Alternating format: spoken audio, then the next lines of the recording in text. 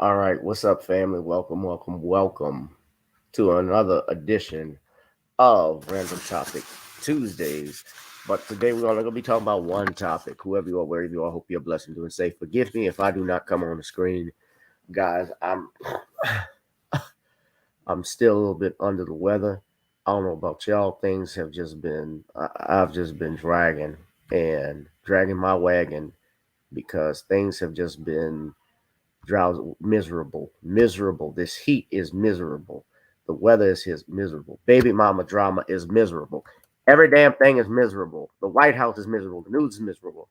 Everything is bad. Everything we getting on our television says bad, bad, bad. Oh my gosh.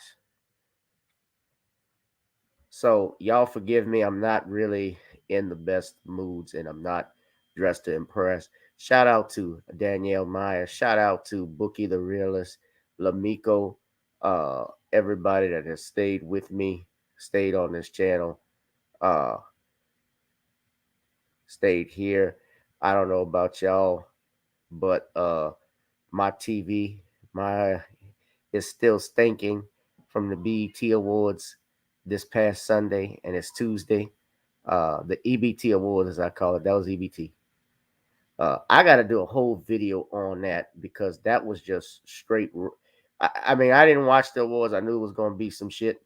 Uh, BT, as y'all know, that's a horrible television network.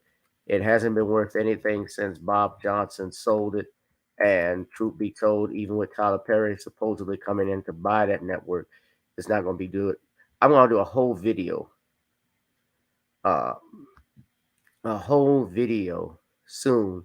Probably putting it on Rumble because I haven't posted on there a while on why uh, this nature of ratchetness that we are seeing, why it's so rampant. We got women twerking at the slave holdings out in Africa on the Ivory Coast. They had a video of girls twerking on there, twerking for their ancestors. Twerking.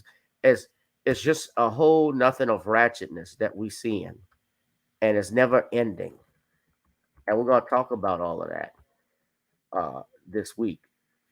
I certainly will discuss all of that. They have just a bunch of stuff going on, man.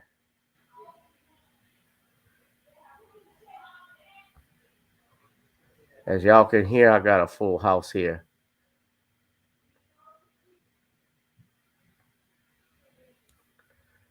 But it's just been yeah, you got white people disappearing in the Atlantic, going up in smoke.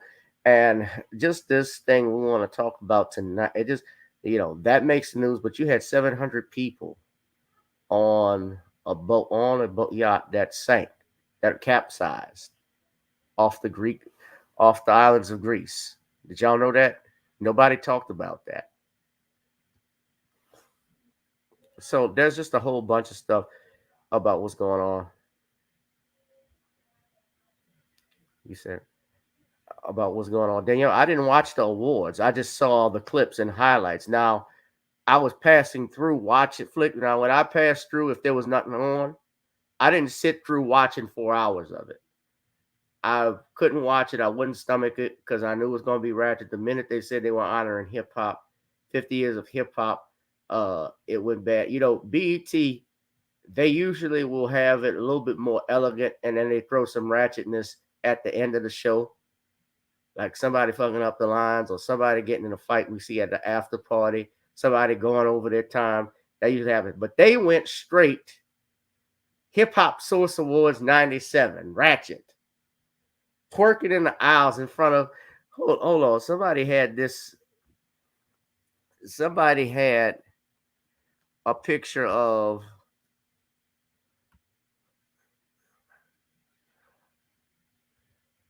who's the pastor? Eddie Jones.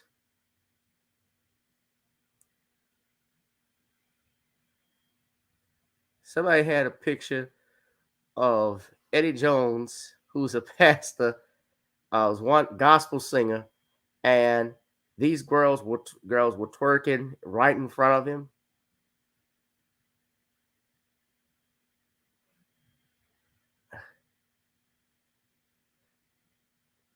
And it was just miserable. It was, hold on, I'm trying to put it up.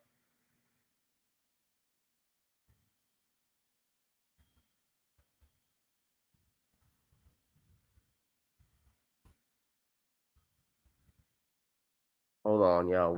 We still here. I'm just trying to make sure we can get some people. Make sure you all hit the like, share, and subscribe button. You know this channel is not monetized. Uh, anything y'all can do to support. Uh, anything y'all can do to promote and push the channel, it is greatly appreciated. Uh, hold on.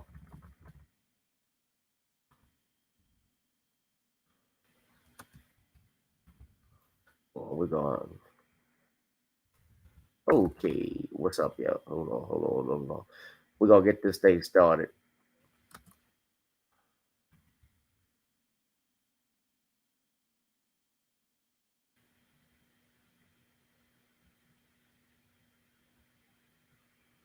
Okay.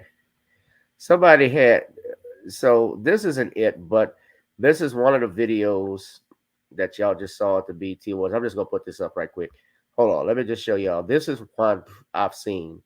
Uh I didn't, and honestly, I can't tell you. I must be getting old because I can't tell you who half the artists are. But I think this is Another reason. Yeah, that's Christian Rock baby. Hey!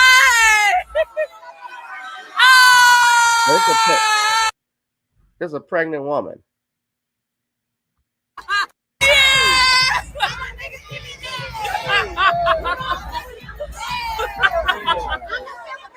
Yeah. Another reason. Hey. Who the hell is this? So yeah, that's the type of stuff that was on there, and we guys got to call it for what it is, y'all. BET, they've done more damage than the Klan. Now I'm gonna do a whole video on that. I don't want to talk about that tonight. Uh,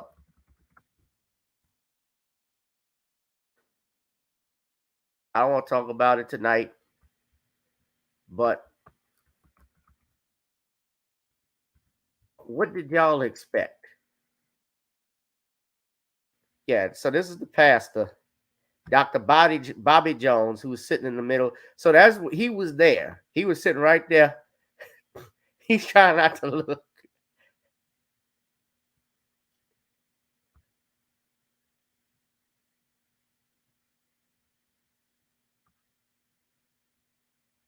Yeah, it was ghetto. It was, I don't even like using the word when we say ghetto and ratchet, but it looked like a bunch of fucking gremlins. I'm sorry. I got to say this.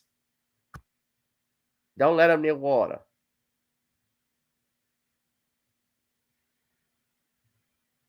I heard about that, but I didn't see it. You said the source of wars was always off the chain. Yes, so were the bullets. I'm sorry. Yeah, I had to say that, but that's just real. It's horrible. I'll never forget. When I saw the 2009 BET Awards with Michael Jackson, and they did a Michael Jackson tribute. They changed it because at the last minute because Mike had died that week, that Thursday. So the award show was going to honor Michael, and it was just a train wreck. The only one, it was a train wreck the whole way. Now, people tried to defend it because it was a last minute switch. I get all of that, but it was just bad. If you're not going to do it right, don't do it at all. But don't want to talk about that. We're here tonight, ladies and gentlemen. Let's get into what we're going to talk about, though, because I'm going to do a whole video on BT later. But I called this Wings to Go because this brother went in, the running joke about this brother y'all see in a minute is he went in to go get a hot dog or a hamburger, and unfortunately he came out with Wings to Go. They've been running that all through the internet. That's the running joke. What happened, of course, for those that don't know, is that man by the name of Jeremy Brown was in line at a local, they say a restaurant, but it looked like a damn corner store. They were ordering some food. Obviously looked like some wings. It's one of those corner stores. I could be wrong, but it looked like it was owned by some Asians. Well, the And Cook County essentially, State's hold on, let attorney. me stop. I don't want the video to play just yet. So what happened essentially is that Brown, okay.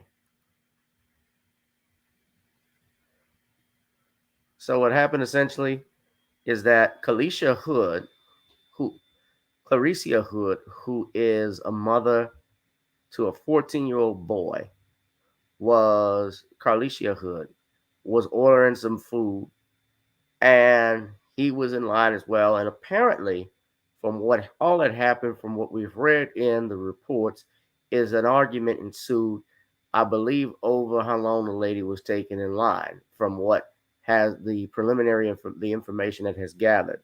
And during which the argument escalated because, as you will see in the video, Brown assaults Miss Hood. Brown assaulted Hood by punching her in the face multiple times, at which her son, and you'll see in another video, came into the door, saw this altercation occurred, and pulled out his mother's gun, which she had a concealed carry permit for. Now, what we have been told is that she had texted her son to come in with the gun after when the argument was ensuing and open fire. Now, there's a couple of things that new updates that has happened as a result of this. Subsequently, the man died. He was shot multiple times, twice in the back, which he died of his injuries at the hospital. The arrest warrant went out, and a few days later, the family turned themselves in, where Carlicia Hood was booked on first-degree murder as well as contributing to the delinquency of a minor, and was held on bond at $3 million. Her son was also charged with murder as well as discharging a firearm, especially as a minor without a permit. So, subsequently, new evidence emerged that showed a video that had been circulating on TikTok, which had over 32 million views. Now, you're going to see this is courtesy of ABC7 Eyewitness News out of Chicago, with regards to that video that was released. So fair use. I want everybody to pay attention to this. And as you saw in the disclaimer, I just want to say that the views shared in this video, especially from my legal standpoint, does not constitute an attorney-client relationship. Okay, because I'm going to give my legal input and then state what happened. The office said it was partially new evidence that helped lead them to this decision. Tonight, Carlicia Hood and her son are both out of jail, no longer charged as murderers. And a Chicago activist here in the city says that he believes it was cell phone video that helped lead to this decision.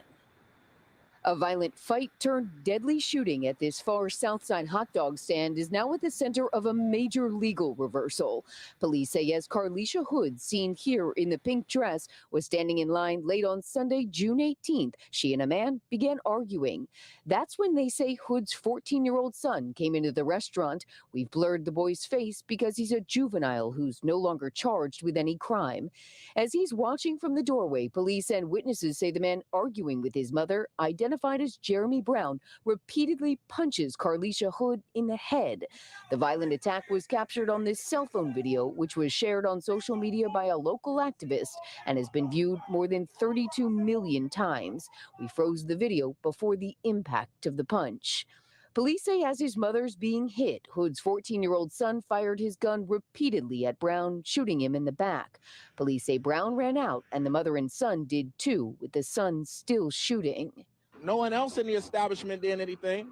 And so once he saw his mother being severely, hit, he took action. The two surrendered to police and were later charged with felony first-degree murder. Today, the Cook County State's attorney dropped those charges, saying in a statement that, quote, based upon the facts, evidence, and the law, we are unable to meet our burden of proof. ABC7 legal analyst Gil Sofer explains. The state, once they got a hold of this video, saw what the defense would be, and that defense would be self-defense, because now that the defense has a claim, a very strong one, it seems, that the shooter was acting in defense of his mother, who was being pummeled by an assailant. That's a pretty hard case to bring on murder charges. We did reach out to Clarissa Hood and some of her family members today, but they did not want to comment. Just now, an attorney representing the mother and son said they'll be speaking tomorrow morning about a lawsuit they plan to file. Watch breaking news on YouTube. Subscribe to ABC.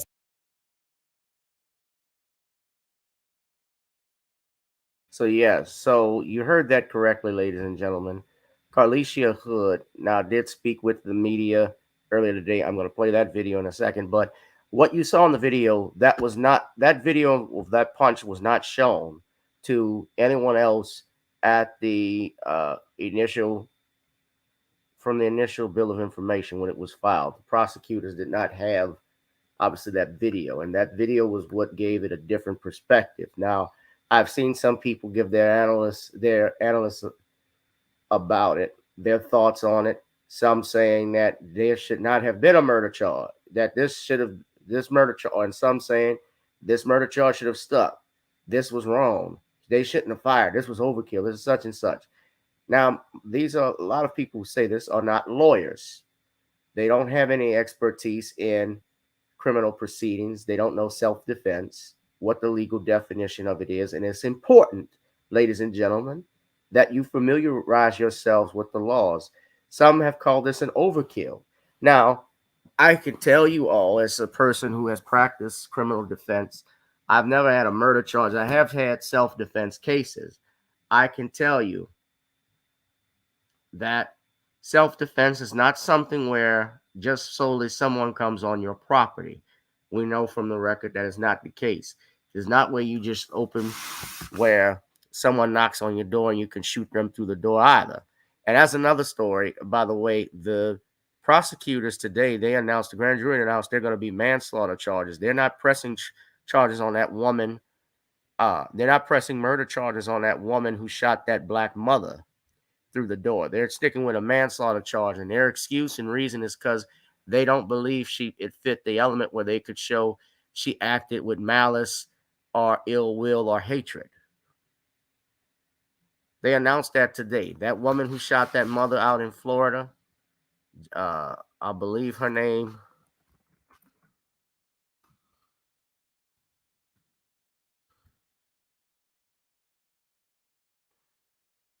yes, the sister AJ Owens, who was killed. The family spoke today. They said they were disappointed because the suspect has been charged with manslaughter, Susan Lawrence. They spoke out against it today and said they were deeply disappointed with the charges. Now, I'm not familiar with how far manslaughter, what the penalty for that will carry out in Florida. That's another discussion. But you shot someone just from the preliminary information. And of course, I wasn't there. We're only going off what we have in the police report. You shot someone because they confronted you over assaulting their kid, by allegedly throwing a skate at them, hitting them, hollering racial slurs, and you shot through the door. You admitted on a 911 call you shot through the doors, trying to make it look like you feared for your life. And she's going to end up, let's just say with manslaughter, she may end up with at least 10, 15 years, and she won't do all of that time.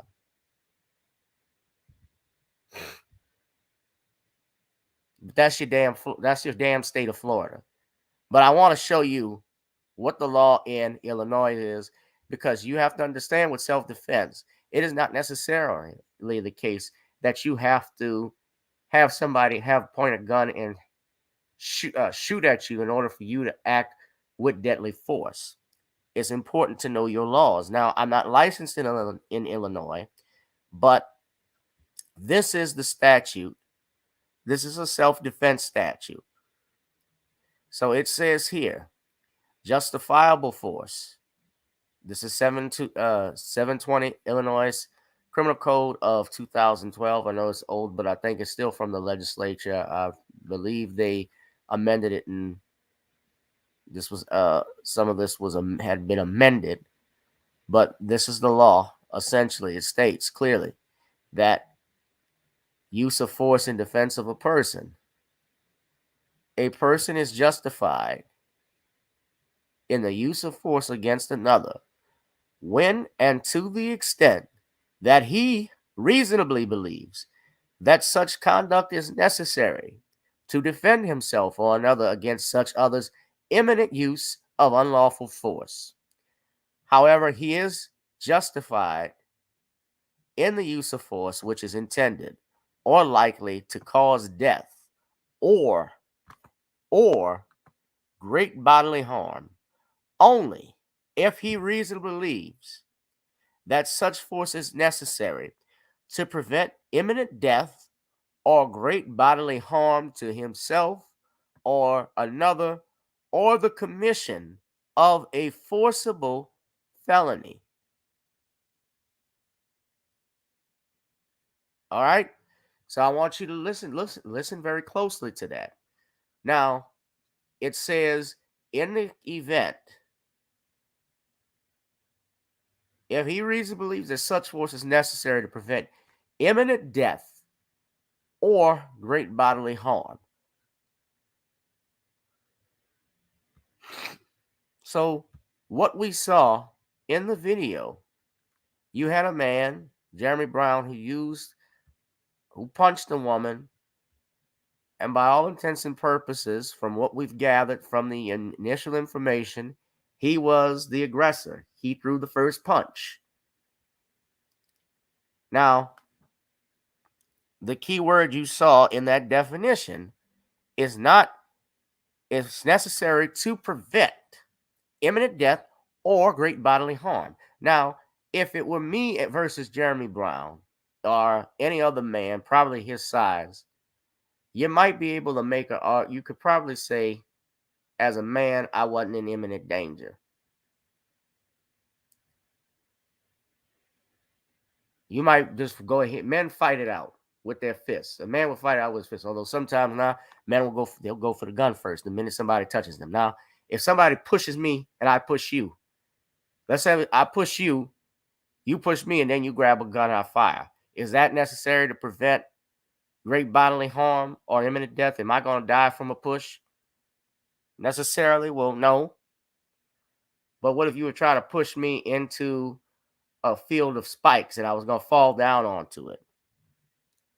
The facts and circumstances change. And also we can look at the fact that we have to factor this in, that I don't know how tall Mr. Brown is or how much he weighs, but as a man, he is, I'm going to say he's clearly, okay, so we see from the picture here, he clearly is taller than, he's clearly taller than the woman by several inches. I'm also going to say he's stronger. Now, you see this man standing here. This was an elderly gentleman who had to be in his 60s who was standing there. Nobody did anything. Nobody stood in. Nobody made any moves. Nobody tried to intervene, which is what I found sad. Most importantly, somebody could have intervened instead. Hey, chill out. Yo, man, why don't you chill out? Squash that shit. Leave. Or put hands on him the minute he touched this woman. Nah. Yes, we don't. Today's age, men don't want to be knight in shining armors because sometimes that has gotten a lot of men into trouble.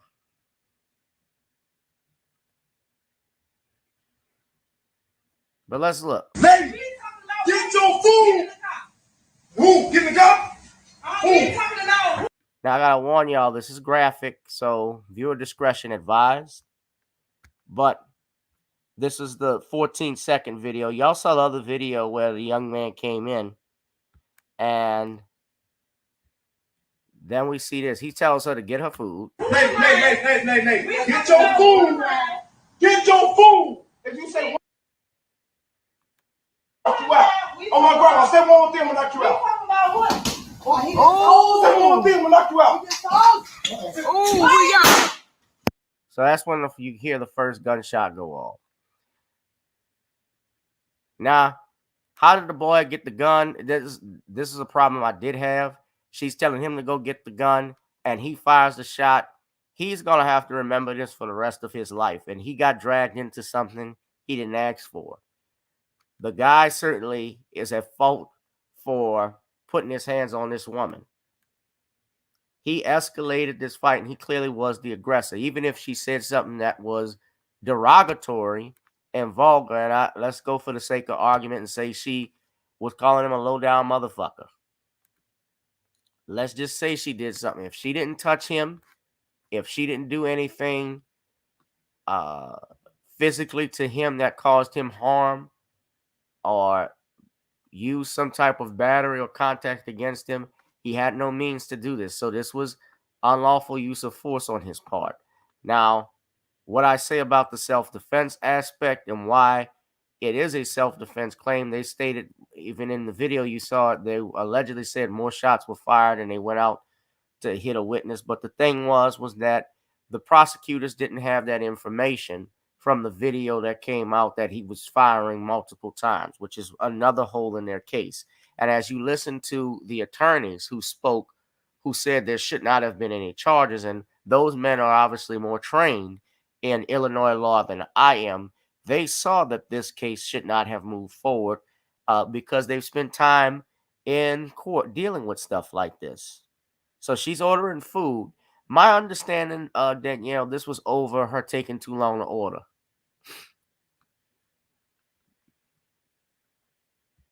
From what I've read in the from news articles.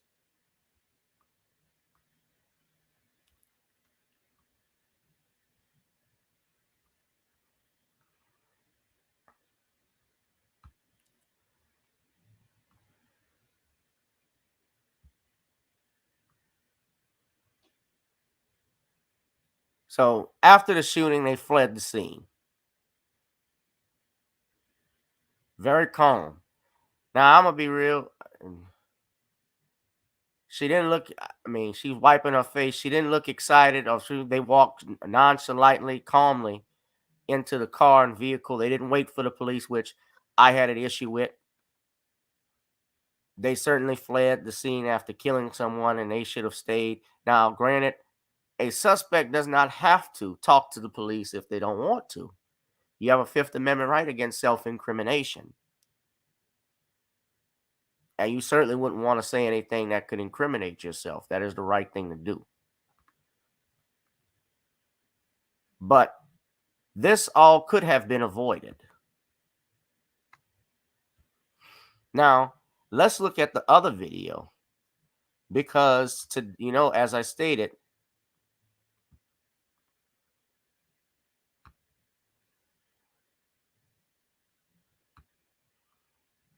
you said that female hyena, Clarissa Hood, was supposed to be submissive to the male hyena that have diffused the situation. Nobody would have gotten killed. Tell me how.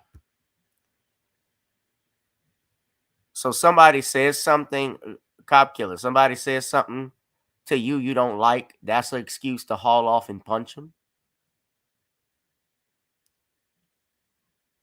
Now, come on, man. Look, and yeah, I know a woman's mouth is sharper than any knife on earth, but come on, man, let's be real. That didn't warrant that. If it was a situation where she was just taking too long, she said something stupid, I probably would have just played the dozen with a crack back at her and walked off.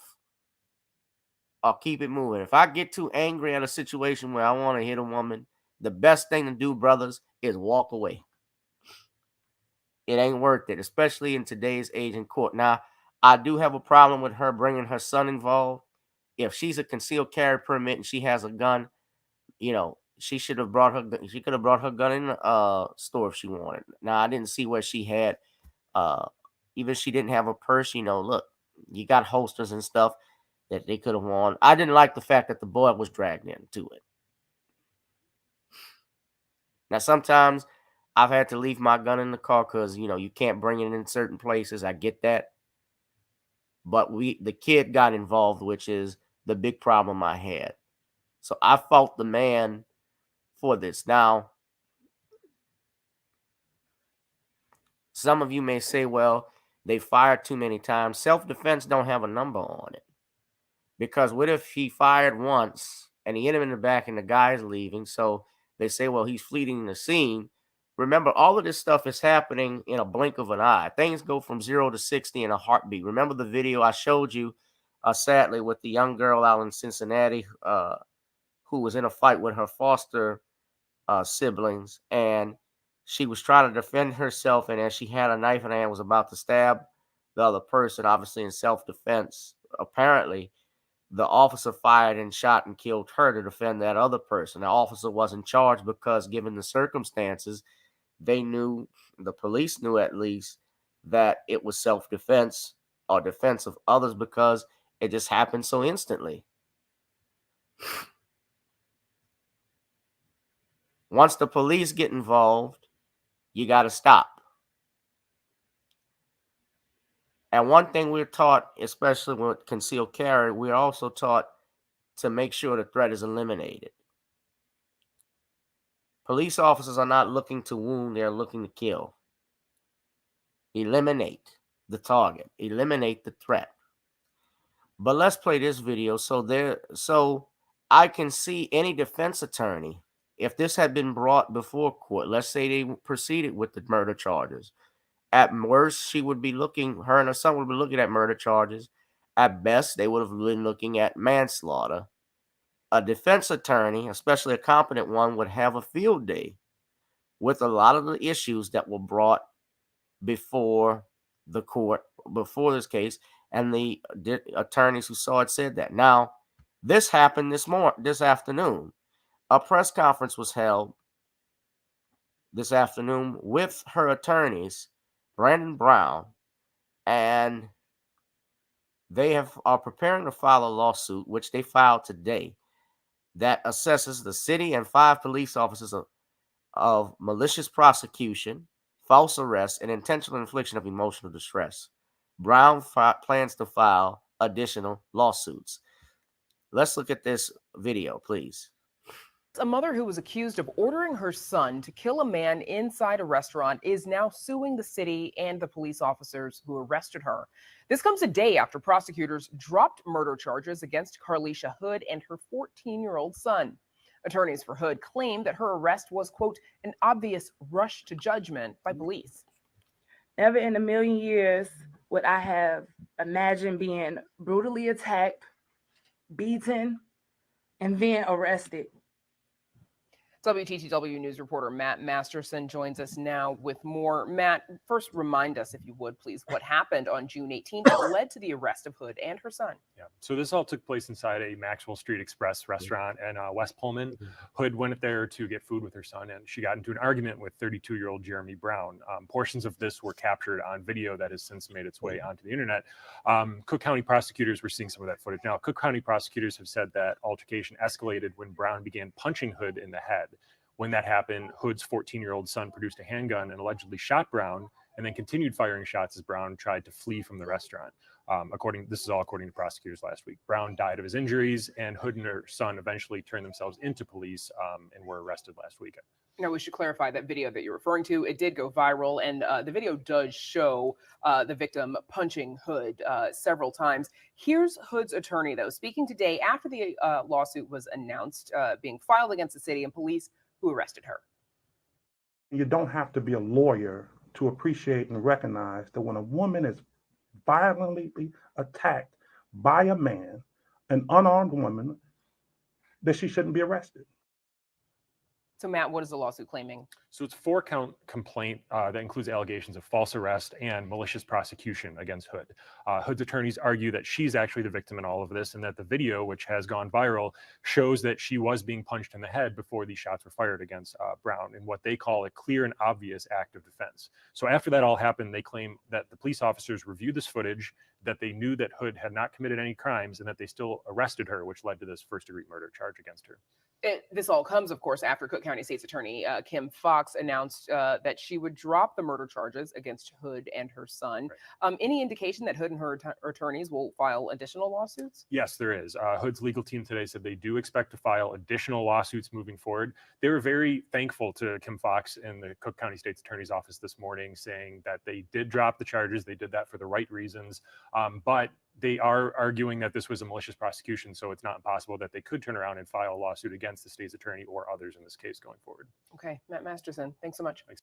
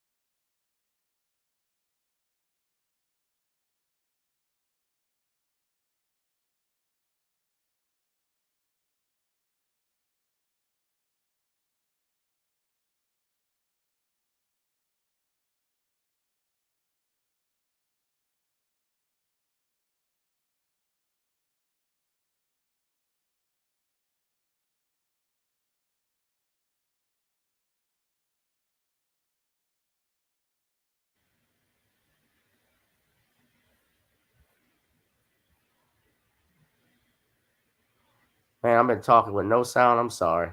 Damn, I've been talking through the whole thing. Oh, fuck. I'm sorry, y'all. My mistake.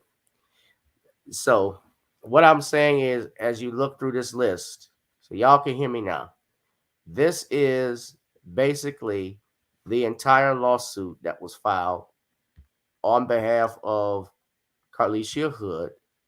They named the defendant officers, they named the city of Chicago. The plaintiff's attorney is going in detail as to why, as you see all these numbered paragraphs, as to what happened, why Clarissa Hood did nothing to provoke the incident, according to this. Although I know she's probably running her mouth, but she had no idea this man would attack her, assault her, or anything like that. She did nothing to instigate it, and he hit her without warning, without provocation and warning. Well, there was a warning, but was without provocation. And how the city of Chicago knew all of this information. They had the surveillance evidence. They say the surveillance videos completely exonerated Clarissa Hood, as we discussed, but the officers still, and they reviewed this prior to booking her on June 21st, they still chose to arrest her. This is what they're alleging. So they've charged, now they say malicious prosecution because the officers knowingly and did in fact prosecute her on false charges. They are also alleging that the city is responsible as respondent superior because the officers perform their actions in the scope of their duty as employees of the city of Chicago. As she lost her liberty, exposure to public scandal and disgrace, damage to her reputation, mental and emotional suffering, humiliation, embarrassment, and anguish. And she is suing for an amount in excess of $50,000 against the officers and the city. But that's not all. That's just the malicious prosecution. The false arrest, she's asking for additional damages in excess of the amount of $50,000 because they're saying that they knew that they acted with malice in arresting her, and that was unreasonable when she was taken into custody. And then they say intentional infliction of emotional distress. They're also asking for an amount in excess of $50,000 and for a jury demand. And they filed this obviously in civil court. You know, what we might have to do, family, I would like to, since I have their contact information, reach out to these attorneys and probably have them come on for a sit down with our channel. What do y'all think? I think I'm going to do that because I would like to hear their story. I'd like to hear their side of what happened or her side.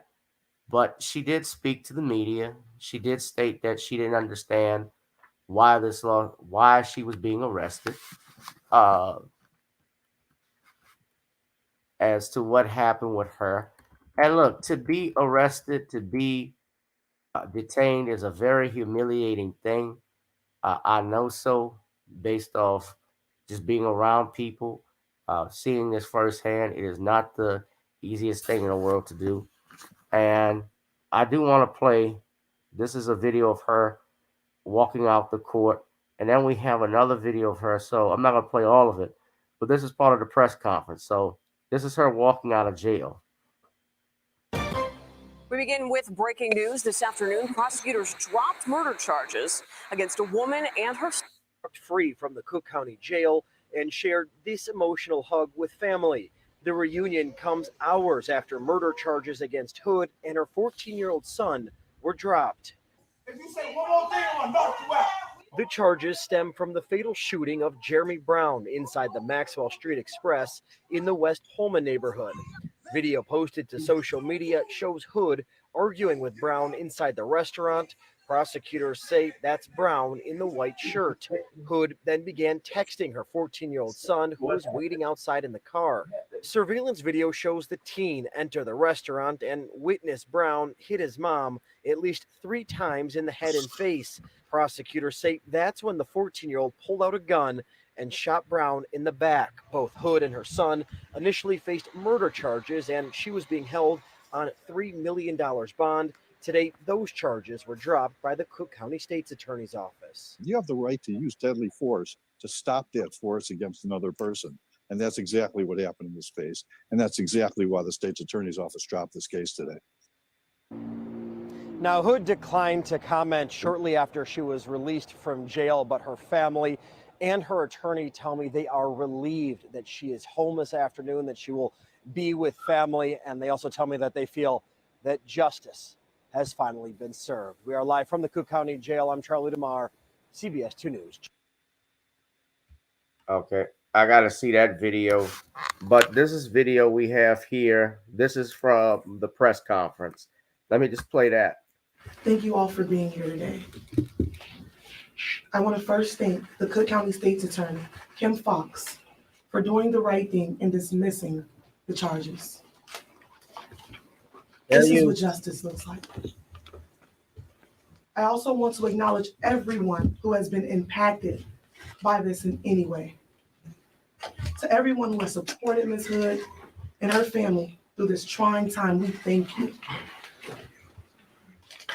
Yesterday, criminal charges of first-degree murder were dismissed against Ms. Hood and her 14-year-old son, rightfully so. Now that she is free, we think it is important that her story is told and that she is heard.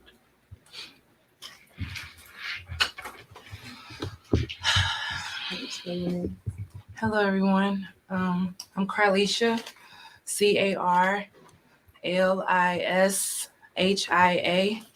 Last name is Hood, Hood. Thank you for being here. Thank you for the support for me and my family. On June 18th of this year, my life changed. My son's life changed. I've experienced pain in many ways that I would never have thought, never. What happened to me was totally unnecessary. Never in a million years would I have imagined being brutally attacked, beaten, and then arrested. I am thankful that the Cook County State's Attorney dismissed the case. I am also thankful to have my son with me and by my side, and also his charges being dismissed. I thank my family for supporting me and the people all over the world. The people did not play. Yeah. And I just thank God everything was revealed. And just everybody who has been praying and rooting for us, I just thank God for them. That did not go unnoticed. You are all not forgotten. And we are praying for all the families affected by this horrible tragedy. I am now in the process of healing and putting my family's life back together. During this trying time, we asked if, we could please have space to rest and recover from this life-altering situation. And that you all continue to keep us in your prayers. In the near future, I will be able to respond to outpouring of support. Again, I just need a little time to heal and to just get my life back with my baby. Thank you all from the bottom of my heart. Take your time, Alicia. Take your time. Take your time, baby. That's it.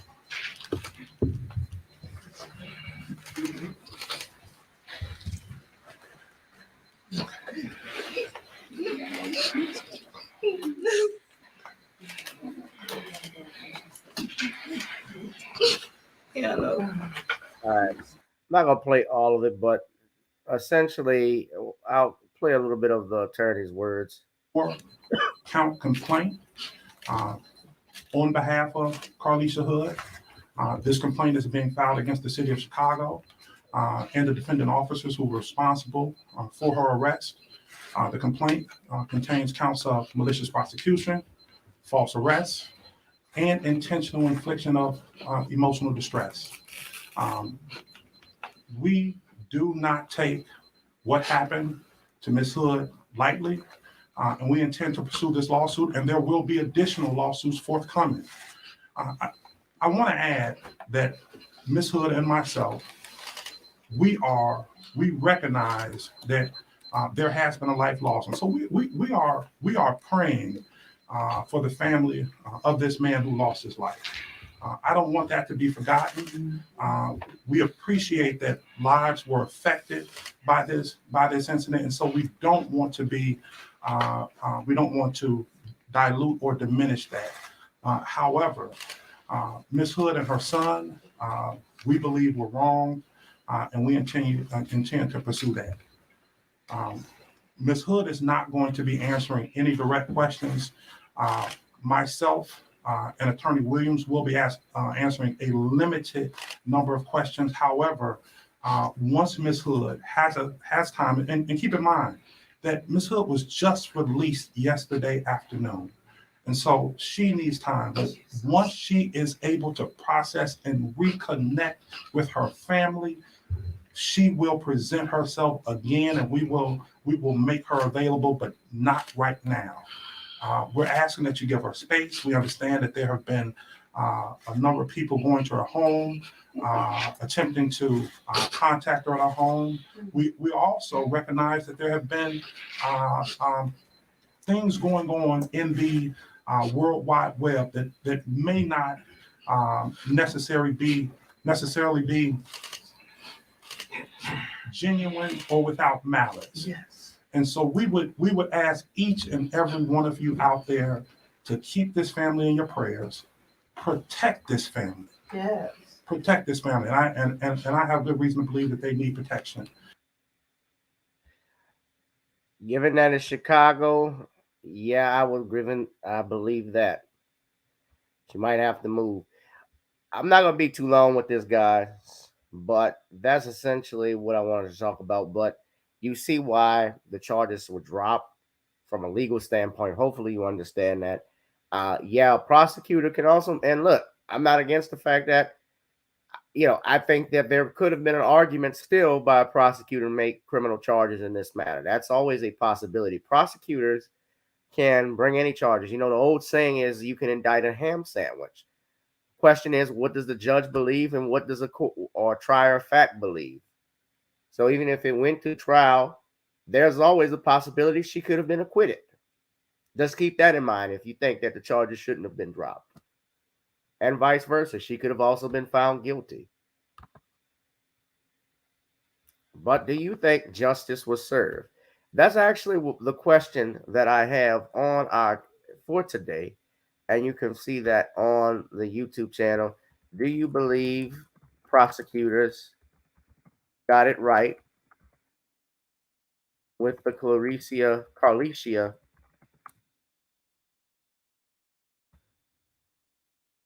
Hood case? Do you think that they were right in dismissing the charges? Give me a yes or no.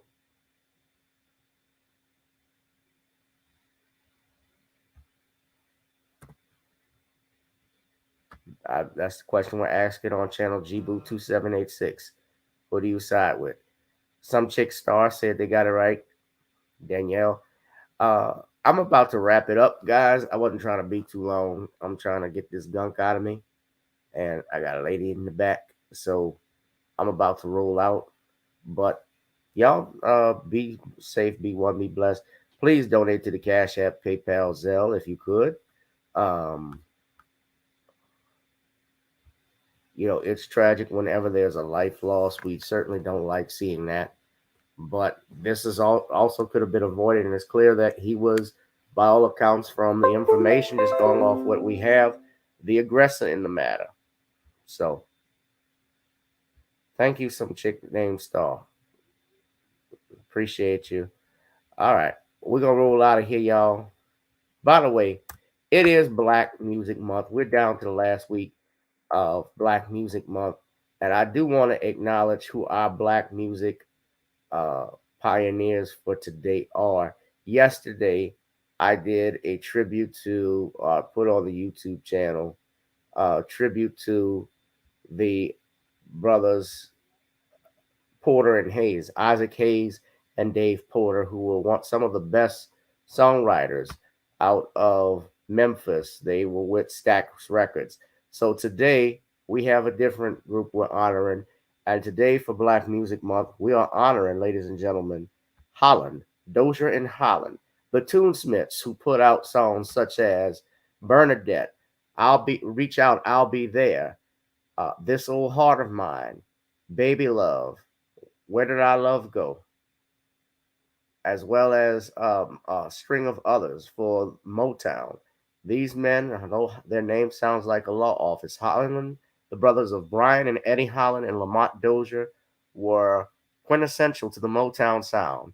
So we salute these brothers. Of course, Mr. Dozier just passed away recently last year. That's him on the piano. And there you see Brian and Eddie Holland. They were responsible for the Supreme success, a lot of Supremes and Four Top success in the early to mid 60s during their tenure at Motown. They didn't really work with the Temptations, like talking about, although I believe brother Eddie Holland had some work with Norman Whitfield.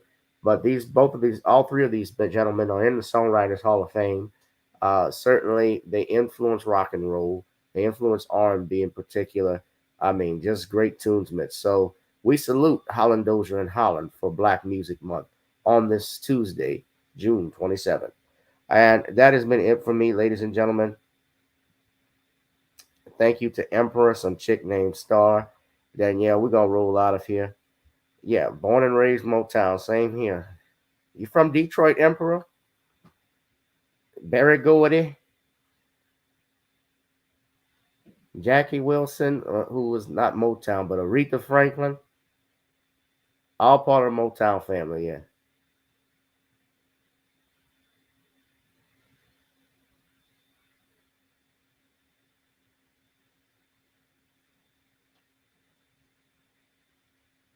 All right, y'all. We're going to roll out. I'll see y'all in the next one. We'll see y'all this Thursday. Hopefully, I'm not gugged up, all right? But y'all be safe, be blessed, and be one. I'll holla. Peace.